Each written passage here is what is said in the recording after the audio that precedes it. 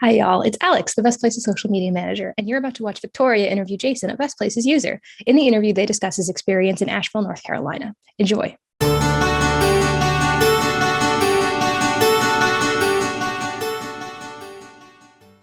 I'll go ahead and get us started. If you want to just start off by giving us your name and tell us where you are currently living. My name is Jason Zwolek. I'm currently living in Asheville, North Carolina. Wonderful, thank you. And what is it about your experience living in North Carolina that made you want to reach out to Best Places for this interview? Well, I mean, it's like crazy here. And I thought I could give an accurate representation of what it's like here. I just don't know that the numbers and stuff always do things justice. And I thought I might be able to give an honest perspective of what it's actually like on the ground. Yeah. No, that's fair. Yeah, I think you're right. Sometimes statistics around a place don't exactly paint the picture of what it's really like living there day to day. Yeah. Are you from, was it Asheville? Mm-hmm. Yeah. Are you from Asheville or North Carolina in general or somewhere else? I grew up in Greenville, South Carolina, which is an hour, 20 minutes south of here.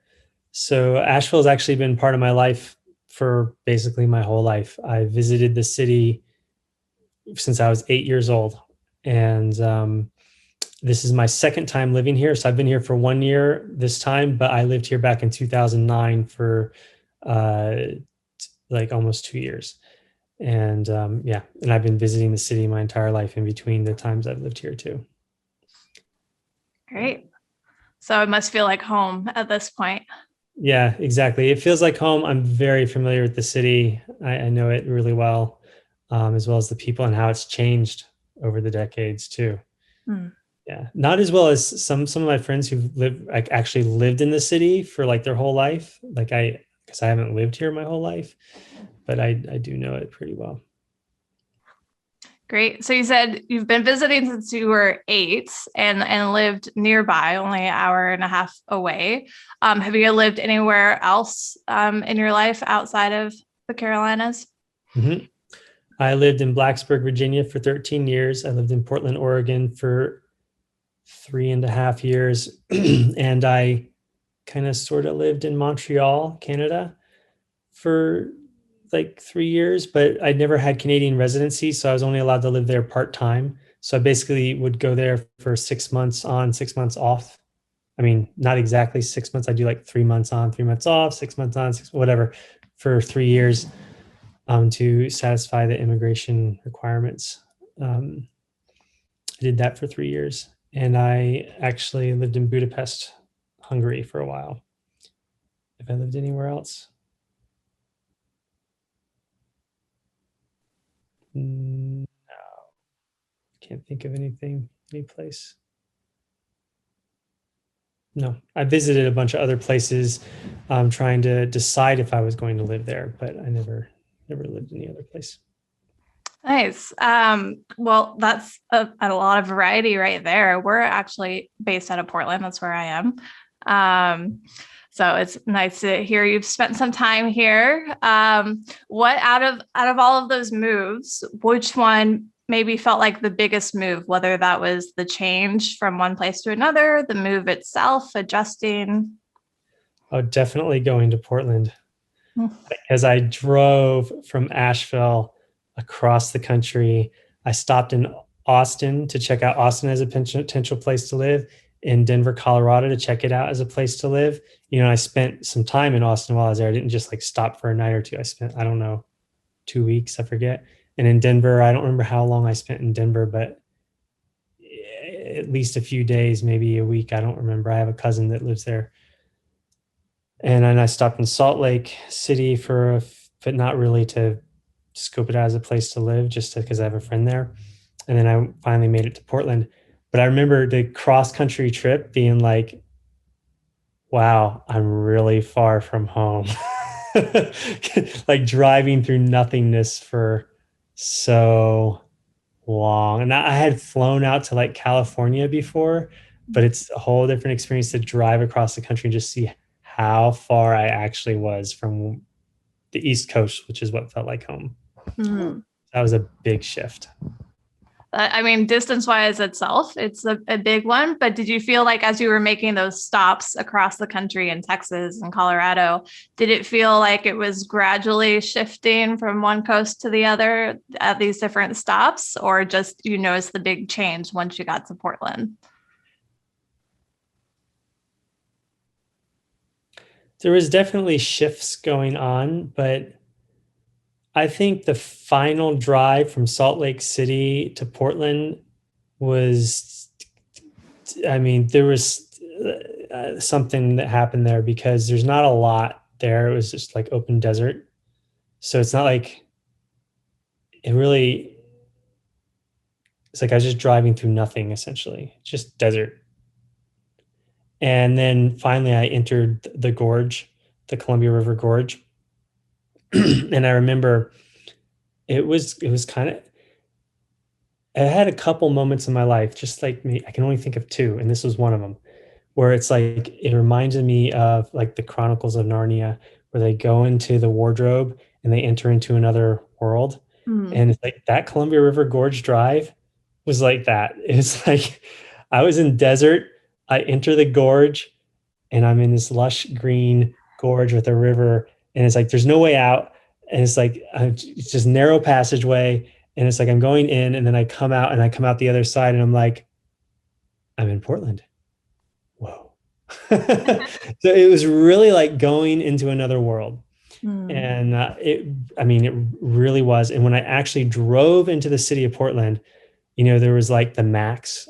I didn't know what it was called, but Mm. I saw the Max going along on a bridge, and I went underneath it, and I'm like, wow. And then buses and stuff. And I was like, public transportation, crazy. I mean, like I've heard of this such a thing, but I've never seen public transportation. I mean, I lived in Budapest, I visited Montreal, but in the United States, it was like not a very like public transportation. It's like, whoa, okay, it's everywhere. And so it was really like entering into another world. It was not a gradual shift at all. Like Austin, Texas, no public transportation really.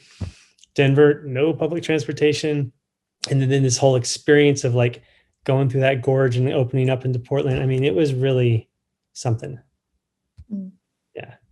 Well, thanks for sharing that with us. And you're right. I love that drive coming in through the gorge. And yeah, it is, we're a green little bubble here. And you're right. Yeah. Like even Eastern Oregon is the desert, but definitely Right. coming from Salt Lake and that whole drive of desert. It's a different feeling when you get to along the Columbia there. Really. Great.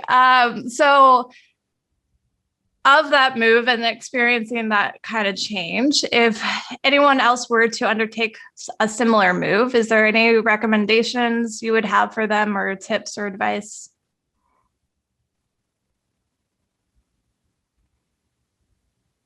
Oh, that's an interesting question.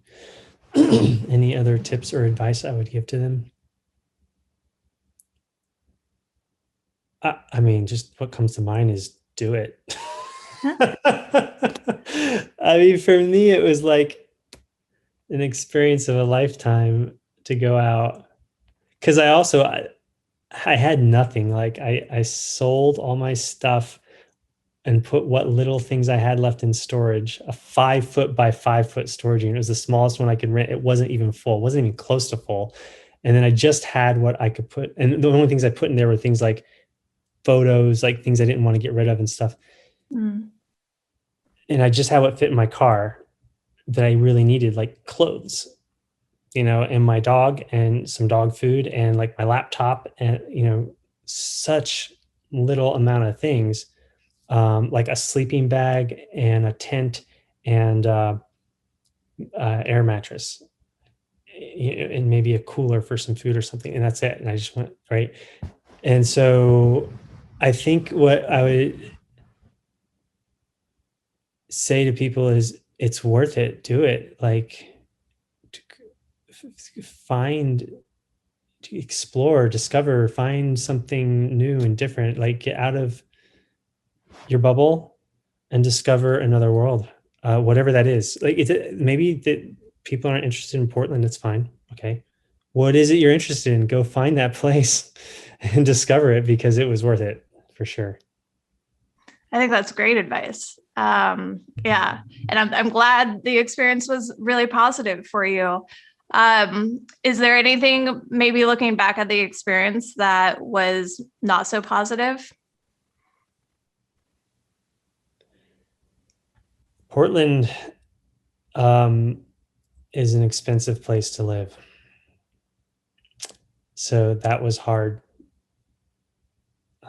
Finding housing was really hard. And I was shocked at just how hard it was. I didn't, I had kind of gone to cities before and found housing, like Montreal, for instance. I had already gone to Montreal a couple times, and I would just like go on Craigslist and I'd find housing and I'd show up and I was fine. Not in Portland. At least not cheaply. Like, I mean, maybe you could do it, or at least not like good, cheap housing. No, no such thing. Yeah. Like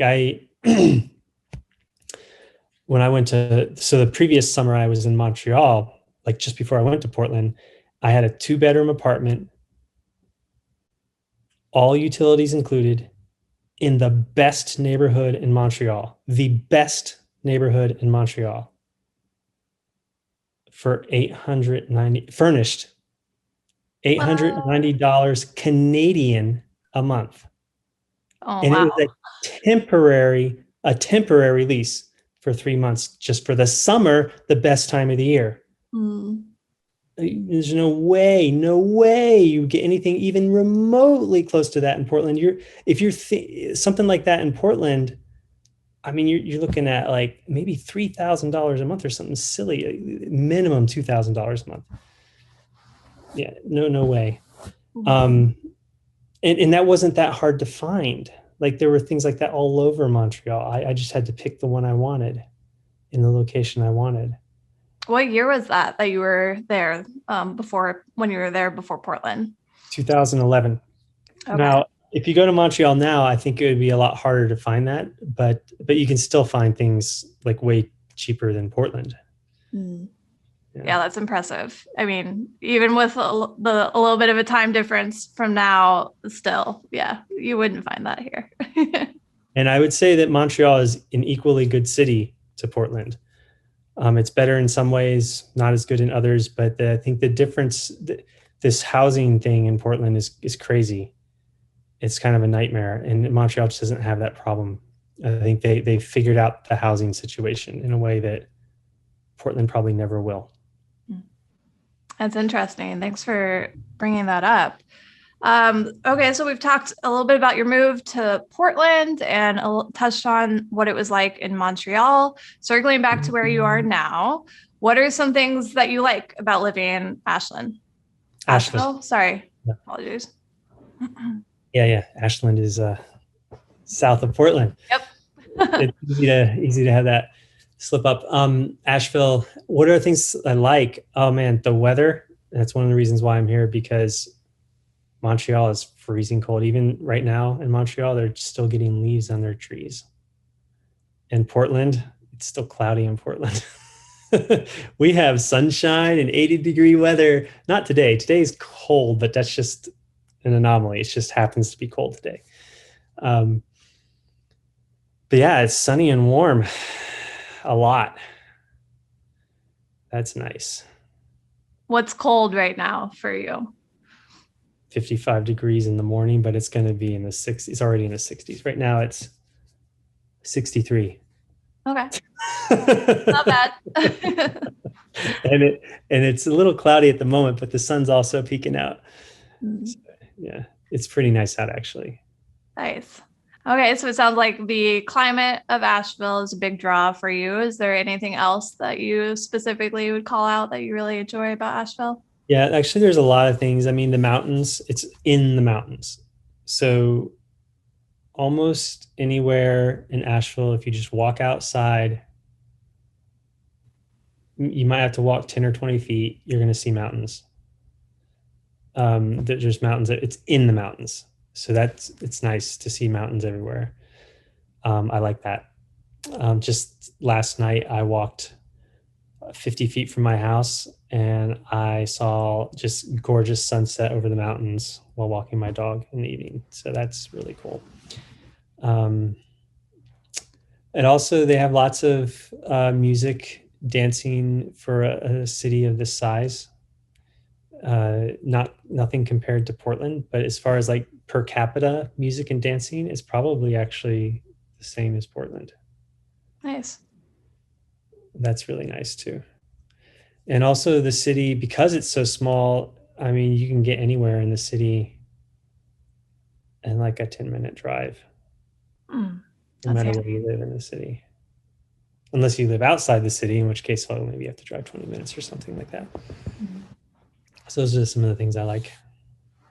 great. What about on the flip side of that? Is there anything about Asheville that maybe you wish were different or could live without? Oh, yeah. Oh, it's also really hard to live here. One of the hardest things is it's just not a very walkable city, like very car dependent. I miss Portland and I miss Montreal for that. Is that because is it spread out? Well, not exactly. I mean, like if you live like in the city, you can walk for a lot of things, but the problem is you got to live like in the city. Like you can't, like in Portland, you can live like in Southeast or Northeast. Like there's so, and it's all walkable, right? And then there's all these like parks and things, and like, yeah, you might want to drive to get to certain events or visit friends or whatever, but there's so much walking you can do to get to things. Like not in Nashville. You're gonna have to drive if you want to. Like I don't know. It's just too car dependent. Like things like dentists and doctors and even restaurants and grocery stores. Like unless you happen to live in a part of town that's not far from a grocery store, you're gonna have to drive to get to the grocery store. And there are parts of towns where you can live near a grocery store, but like I'm getting ready to move to an apartment, and this apartment is a 15-minute walk from the center of the city. But in order to walk to the nearest like normal grocery store, it's going to be a 35-minute walk. Oh, okay. Even though I'm a 15-minute walk to the center of the city, there's no grocery store on the whole half of the city that I'm on. There's a food co-op. And okay, there's a food co-op, but there's not just a normal grocery store like a Four Seasons or a Harris Teeter or anything. There's not just a normal grocery store or like a Safeway or nothing. Just what if I just want a normal grocery store for normal things? Like I don't want a food co-op. I want like a I don't know. So that's kind of frustrating. So that's one thing. And then also people don't treat pedestrians and bicyclists very nice when they're in their cars. They're like, if I were to go up to like a crosswalk, not a crosswalk at an intersection where there's like traffic lights, but a crosswalk where there's no intersection. If I wait there, no one will stop for me. They just keep going. And so I will actually just walk out into the crosswalk and wave to the cars. Hello, I'm here. And they'll slam on the brakes. And I'm like, that's right. You're supposed to stop for me. Like, oh man. Scary. Well, I'm like ready to like not fully walk out in front of them. I'm kind of like, let me just see if I can get their attention. Like, it's like, I don't really like that mindset of the car driven city. So that's a problem for me. Yeah. And then the size, like only being a city of 80,000 people. So even though the per capita amount of like dancing and music and activities is high, the total amount is not very high. So like just, if I want to just any night of the week, I want to do something, maybe there's nothing going on. And like I went out with a friend last week and we were sitting outside eating dinner and it started to get cold and rainy. I'm like, oh, well, why don't we just relocate? It was 7 p.m. or it was a Tuesday at 7 p.m. We're like, well, why don't we just go like into maybe a coffee shop or a tea shop? And like, so everything was closed. We're like, really? And not because of the pandemic. It wasn't that kind of closed. It was closed because it's Asheville and it's a small city. And like on a Tuesday night, nothing's open except for bars. And like if we were in Portland, we were thinking, we both had lived in Portland before. We were thinking, if we were in Portland right now, there'd be all kinds of things open right now. Like, but nothing's open because it's a small city. So there's just not a lot going on a Tuesday night. Yeah, limited options. Sounds Limited like options. So those kinds of things I find, yeah. But then there's another thing about a city that I really like. I find that I grew the most when I lived in Budapest, Portland, and Montreal as a person. And so living in Asheville, I feel like my opportunities to grow as a person are more limited. Okay, that's definitely a consideration. So with all that in mind of what you like, the climate, the mountains, and then, the city being a little less walkable and limited as far as options for things to do, depending on the day of the week or the time compared to maybe a bigger city, would you recommend Asheville to someone else if they were considering moving there? Well, I would, depending on what they're wanting, what they're looking for. I mean, there is another problem going on with Asheville is a lot of people are moving here. And so there's this crunch on the infrastructure, the housing, the apartments, and the roads. And so it's not really, the city's struggling a bit to keep up with this. So I think it depends. I did recommend to one of my friends recently, I said, you should check out Asheville because she lives in Salt Lake City and she can't afford to buy the houses there because they're like $400,000. And the houses here are still in the 200,000s, a lot of them, but they're also going up very quick. So it's like, if you move now, maybe I could recommend it, but I think the time is limited for Asheville being a good place to move to. I don't know, and I don't know how much people would want to be here in a couple of years if they were to move now. So I'm like, I don't know. And I'm thinking about leaving too because of all that's going on with all the people coming in and the housing crunch that's happening. Yeah, that's definitely a consideration. And I think something a lot of cities across the country are experiencing. I mean, I know everywhere is kind of in this housing bubble right now. The price is going up, but a lot of places seem to be more transplant cities now. I know we experienced that here in Portland, and other places where people are just trying to find homes in a place that they can afford. And that's often not the big cities. And so yeah, a lot of people are moving, I think, for that reason. Yeah. So you touched on this earlier that you have used Best Places a lot and in many different ways and considering places that you have moved to or when you're looking.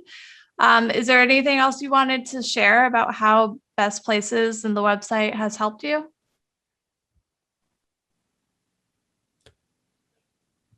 Well, I think the numbers on Best Places, like the cost of living numbers, I think there's some crime numbers there, and just all those statistics compiled city by city have been very useful for me. Just to get us like a snapshot has been very good. And it's good to help me compare cities. Like that's so I sent to my friend in Salt Lake City. I was like, oh, you're having troubles in Salt Lake City. Well, I sent her the link from Best Places. Here's the link from Best Places with the cost of houses. And here's the link in Asheville with the cost of house, the median cost. And so she could just see it right there. And her boyfriend, and send that to your boyfriend too, because y'all are looking to buy a house or, maybe get married, have a kid and buy a house and you're having trouble in, Salt Lake City because it's really expensive. You want to come to Asheville. And, she's a really good old friend of mine. So like, it'd be nice to have her around. So I'm like, yeah, can you guys come to Asheville? Definitely. Well, I'm glad that, the compared tool and cost of living sounds like has been helpful for you, and that you share that with your friends that are looking to relocate. Hopefully they come join you in Asheville. Is there anything that I didn't ask you about, or that we didn't go into further that you wanted to share with us today? Let's see.